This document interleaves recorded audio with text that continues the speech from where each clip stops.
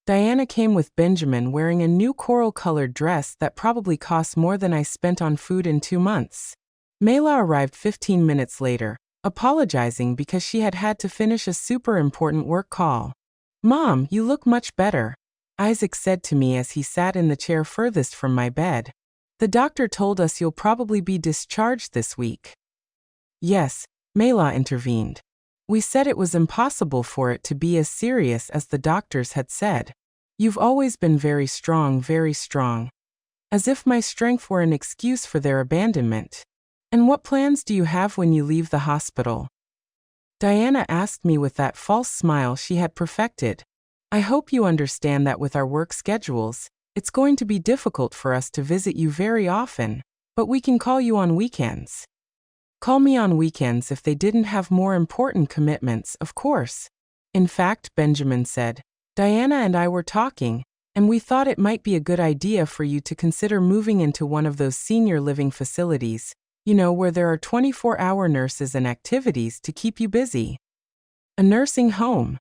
"They wanted to put me in a nursing home after abandoning me during my heart attack.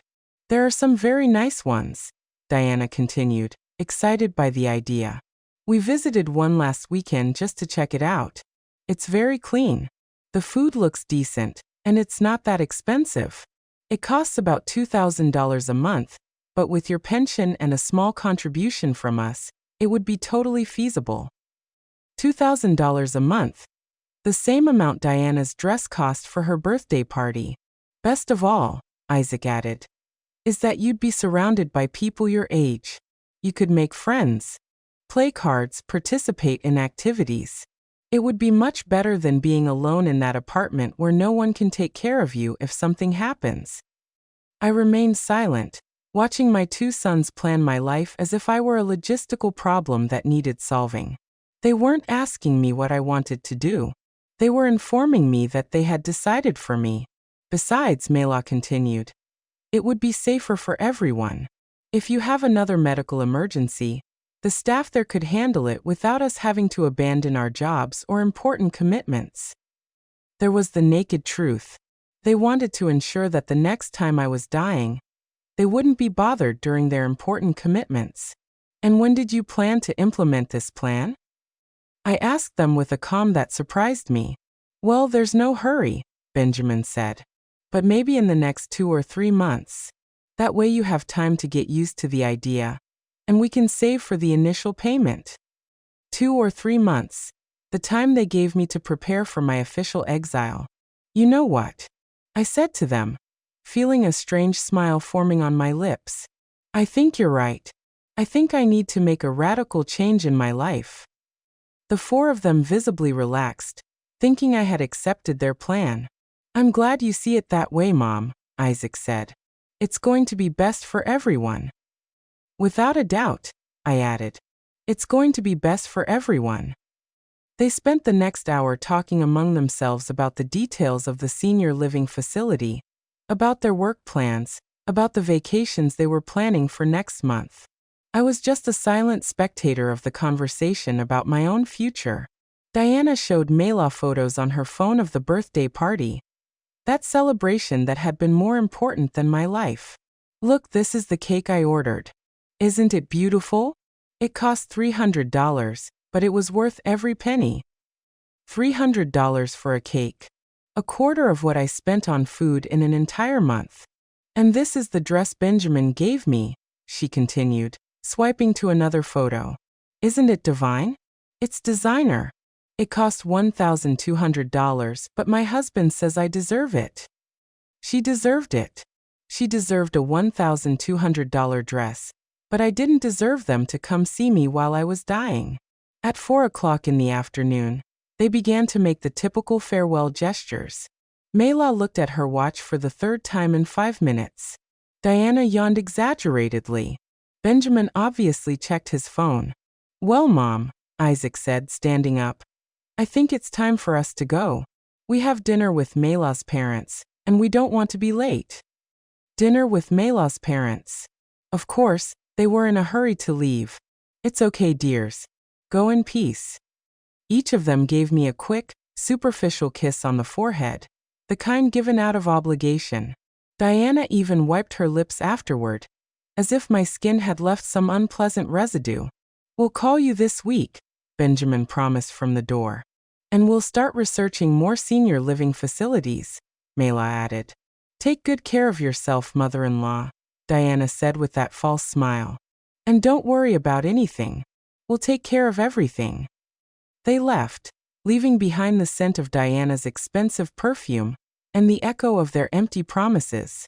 I was left alone in the room, looking at the door through which my children had just left. In a few minutes, Linda would come in to help me with the final phase of my plan. In a few hours, I would be on a bus to Dallas. By tomorrow, the hospital bed would be empty, and my children would be reading the letter that would change their lives forever.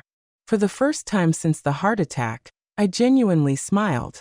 It wasn't a smile of happiness, but of liberation. Liberation. It was the smile of a woman who had finally decided that her own life was worth more than the emotional comfort of ungrateful children. Fiona came in for the afternoon checkup. How do you feel after the visit, Mrs. Stone? I feel free, Fiona. For the first time in decades, I feel completely free. Free? Free from what? Free from the illusion that I am important to anyone other than myself. At 6 o'clock in the afternoon, Linda arrived punctual as always. She carried a small suitcase with clothes she had packed from my apartment, and the $8,000 in cash. Ready for your new life, my dear? More than ready, Linda. I've been waiting for this moment for years without knowing it. At 7 in the evening, as the hospital corridors began to empty and the night shift settled into its more relaxed routine, Linda and I put into motion the plan that would change my life forever. It was strange to feel so much adrenaline at 66 years old, as if I were a teenager running away from home instead of an older woman taking control of her own destiny. Are you sure you want to do this, Cecilia? Linda asked me one last time as she helped me get dressed in the clothes she had brought from my apartment. Once we leave here, there will be no turning back. Linda, I've been 40 years without turning back. From the day I decided my children were more important than myself, I haven't had a way back. This is the first time in decades that I feel like I'm moving towards something, not running away from something. I put on the dark green dress I had bought last year, but had never worn because Mela had commented that the color didn't suit me. Today it seemed perfect. It was the color of new hope, of a fresh start. Fiona came in at the exact moment we had coordinated. Her shift ended at 8, and she had agreed to help us with the most delicate part of the plan, leaving the hospital without an official record of my departure. Mrs. Stone, are you ready for this? My sister is waiting for you in the parking lot with all the legal papers you need to sign. Ready as I've ever been for anything in my life. I took the letter from the nightstand drawer and placed it on the pillow, clearly visible. It was a white envelope with my children's names written in my neat handwriting. It looked so innocent, so simple, but I knew those 4 pages would destroy the comfortable world they had built by ignoring my existence. Linda, remember? Wait until tomorrow afternoon to give them this. That way, I have time to get to Dallas and settle in a bit before chaos breaks out. I remember perfectly, my dear. Tomorrow at 5 o'clock in the afternoon, I'm going to Isaac's house and I'm going to give them the letter. And when they ask me where you are, I'm going to tell them exactly what you told me, that I don't know. We walked through the hospital corridors as if we were normal visitors, leaving after visiting hours. Fiona had been very smart to choose this time. There was enough movement of people so we wouldn't be conspicuous, but not so much that anyone would pay specific attention to an older woman with a small suitcase. In the parking lot, we were met by Sarah, Fiona's sister. She was a woman in her 40s with a serious but kind expression who extended her hand professionally. Mrs. Stone, I'm Sarah Miller, attorney at law. My sister explained your situation, and I want you to know you have my full support. What you're doing requires a lot of courage. Thank you, counselor. Do you have all the papers ready? Here they are. This power of attorney gives Mrs. Johnson complete authority over your financial and legal affairs in this city. She can sell your belongings, cancel contracts, handle any issues that arise.